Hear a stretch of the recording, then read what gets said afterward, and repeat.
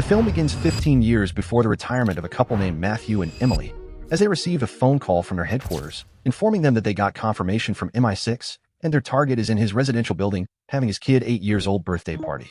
Once the two were done with their preparation, they drove to the location while the couple put on a disguise as a French couple going by the name Mr. and Mrs. Lemieux. Once they were in, Gore, who is their target, doesn't seem to suspect anything.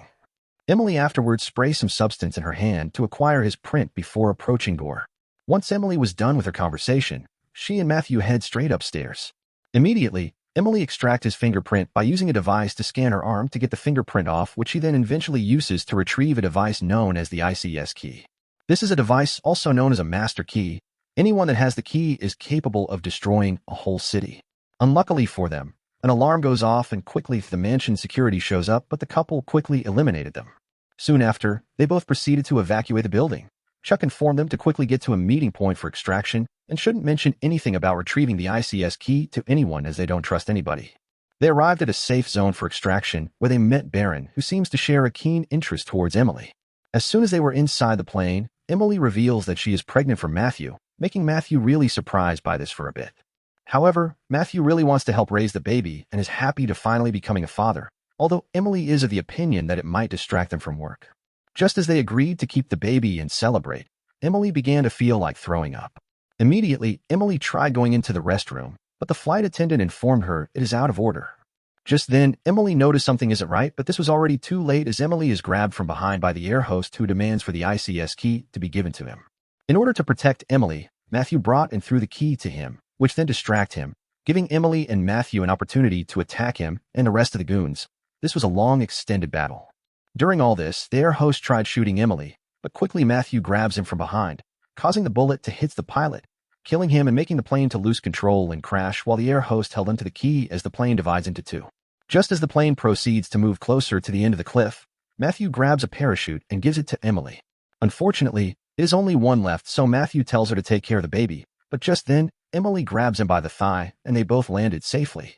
Soon after, Matthew informed Emily that they really don't have to continue being a spy, as they're expecting a child, giving the fact that since their plane crashed, the headquarters would assume they didn't make it out alive, and this is simply their best opportunity to go off-grid and start a new life as a family. The scene then shifted to the present day, as the couple lives as a happy family with 2 kids named Alice and Leo, although Alice is the stubborn one among their children. Once Alice was out of her room, she informed her parents that she knows they are both lying as some days back, she heard her dad speaking in Russia. Alice is of the belief that they are lying about their real identities.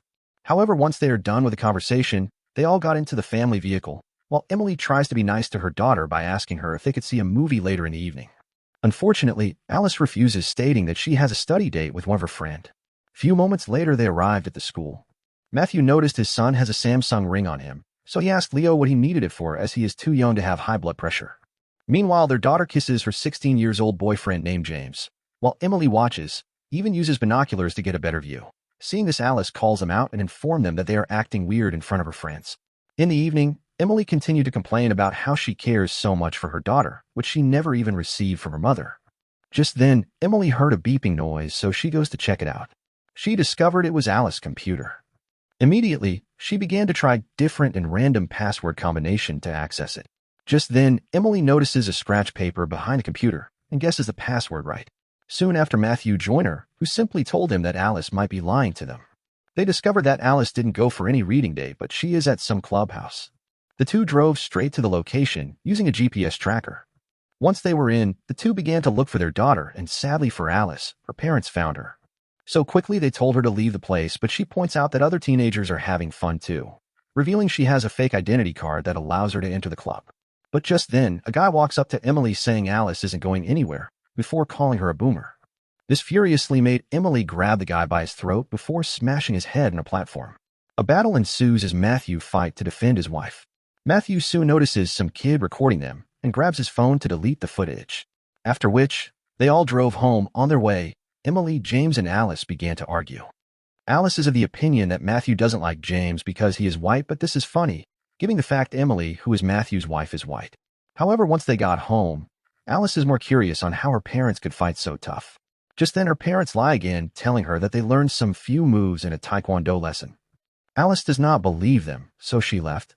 Emily began to have a conversation with Matthew as she can't help but remember the good old days of Spies as they discuss about it. Matthew tries to calm her by reminding her that they decided to leave that life behind because of their kids. Nearby, Alice blames Leo for revealing her location, but he denies his involvement but is happy that she's grounded. Back to Emily and Matthew, the two began to practice more while the kids believe they are making out. The next day, an unexpected guest named Chuck arrived at Matthew's home. Matthew is really shocked that he found them, so Chuck then reveals that he was able to find them using the video of them fighting at a club, which was uploaded online. Chuck soon warned the two that they need to leave immediately, as he believes other bad guys are on their way to their location. He also shares that Baron, one of their colleagues, was the one that set them up and works with Gore.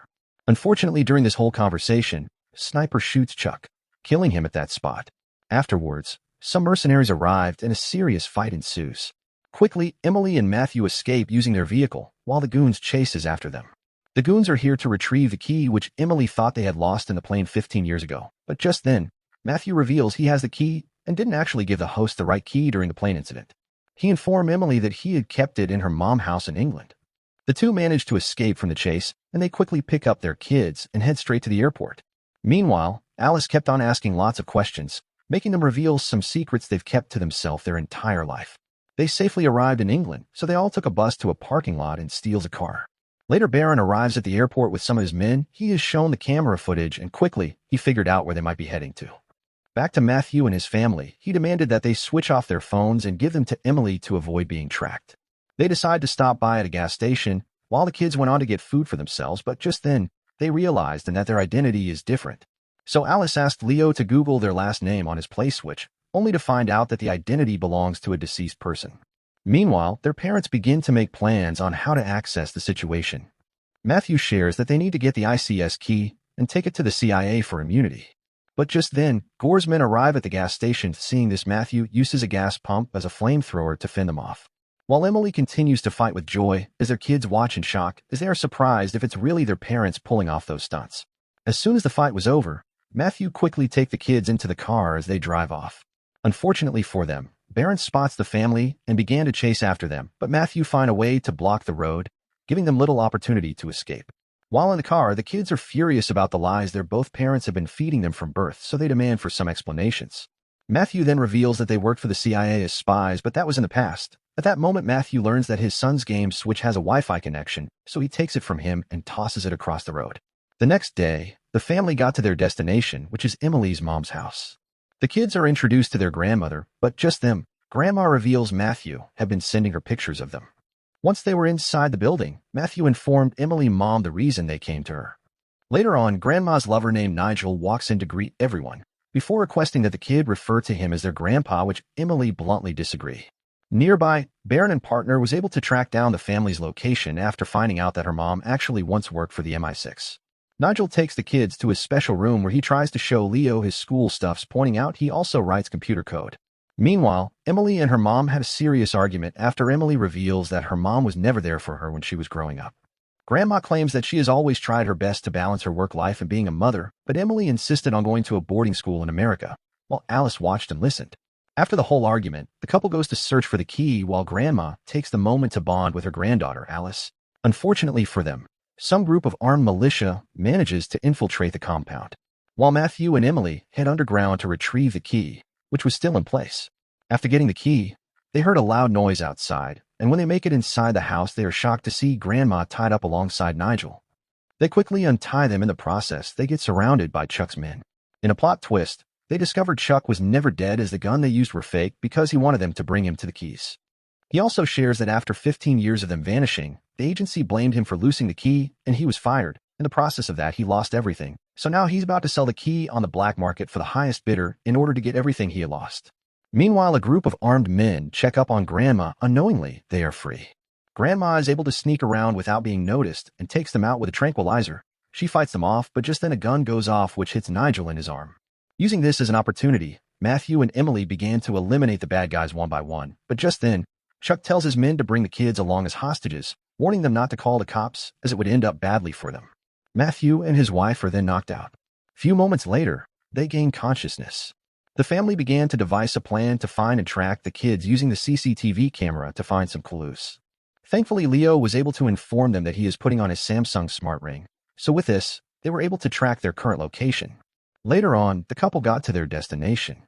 Nearby, Chuck shows the bidder the powers of which the key hold as he uses it to shut down the power of the whole city. The bid begins, and the key is sold for $250 million. Once the couple was in, they found out the guards are protecting the entrance, so they had to fight them off to gain access. Baron finally makes it to the building, revealing to the couple that they know it's Chuck behind all this and wants to take him into custody. They find Chuck running away with his men and the kids on a boat. Just as Matthew and Emily chased after them, they are stopped by Gore's men, who insisted that they give them the key, but just then a sniper light shows up on one of the guy's face, and it's revealed that the shooter is none other than Emily's mom. Matthew and his wife immediately took their bike and began to chase after Chuck while Gore men kept chasing after them. This was truly a long chase. Emily managed to find a boat and chases after Chuck, while Matthew joins in. Later, one of Chuck's men controlling the key is asked to join them, and when she makes it to the bus, Nigel drives his van into the bus, causing her to lose consciousness. Afterwards, he informed Grandma that he got the key, so she informed him to try closing the barrier, but since he lied about his job, he has no idea on what to do. Meanwhile, Emily makes it to the boat and Chuck's goons try to fight them, but they are easily knocked out and thrown into the water. Later on, Nigel pressed some random buttons on the computer, and the barrier suddenly starts to close. Alice and Leo are thrown into the water for their safety, while Matthew beat the hell out of Chuck, before they then jump into the water. Unfortunately, Chuck wasn't able to escape as it was already late, before his boat crashes onto the barrier. Matthew, Emily, and his kid are now finally safe from all this, before Emily and the kids then gave their goodbye to Granny. They travel back home, where Alice eventually win her football game with a penalty shootout. As everyone celebrates, Alice reveals to her mom that she would love to go see a movie with her, while Nigel promises Leo that he would teach him everything he needs to know about Spy. Later on, as the couple got into their vehicle, Baron reveals to them that Chuck is actually still alive, and Emily needs to join another agent to fight him. The other agent is none other than her father, making Matthew surprised by this because he never knew that Emily's dad was alive. The movie then came to an end. Kindly subscribe for more recap like this. Thanks for watching and goodbye.